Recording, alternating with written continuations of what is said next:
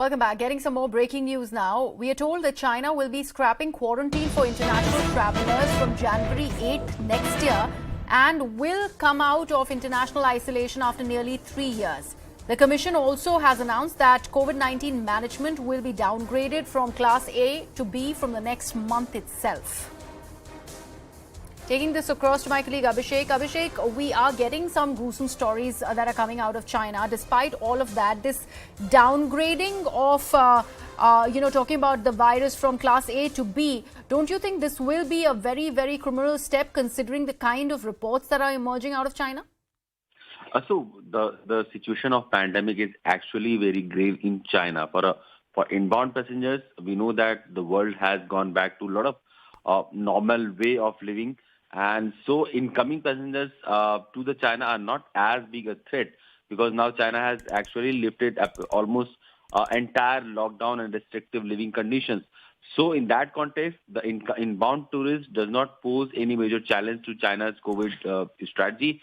However, on the other way around, Chinese passengers or Chinese nationals traveling to other parts of the world, they pose a threat, health threat to other countries. In fact, India has also issued an advisory that any passenger coming from China will be tested at the airport, and if they are found COVID positive, then certain health protocol has been issued how to deal with that.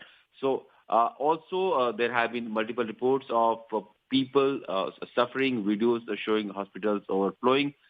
So the condition of COVID pandemic is seriously very bad in China, and with this, the latest relaxation in norms of COVID protocol is again going to put another mismanagement scenario in this whole episode of the surge that China is currently witnessing. All right, Abhishek, thank you so much. And in fact, let's take a look at what the real COVID situation is looking like when it comes to China right now.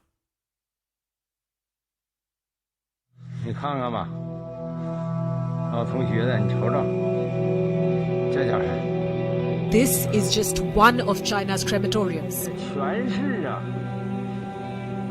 Everywhere you look, there is another body waiting to be cremated.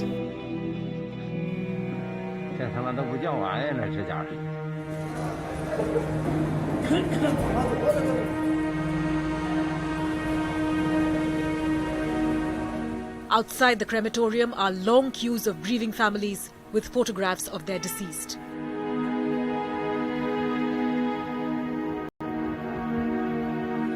Some have been waiting for days to lay their loved ones to rest. Smoke is constantly billowing from the furnaces as body bags pile up.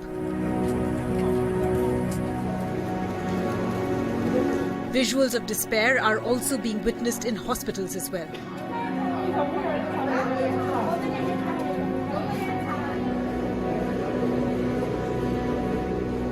Intensive care units are turning away ambulances. Relatives of patients are searching for empty beds.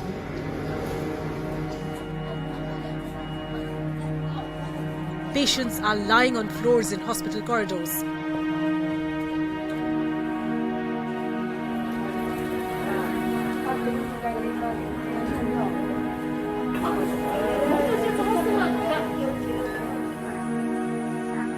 Even some of the top hospitals in Beijing have run out of beds and oxygen tanks.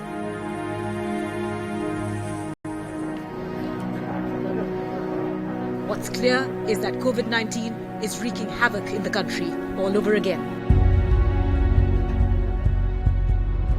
According to reports, China is likely to be reporting 37 million cases every single day.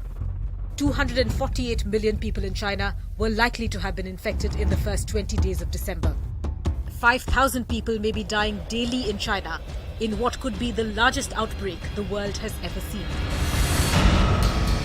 But Xi Jinping is continuing to play hide and seek, just as he has done for the last 3 years. From not revealing the truth about the origin of the virus to concealing the real number of cases. And now deciding not to publish daily COVID death data. It's been smoke and mirrors right from day one. So is it time for the World Health Organization to hold Xi Jinping accountable?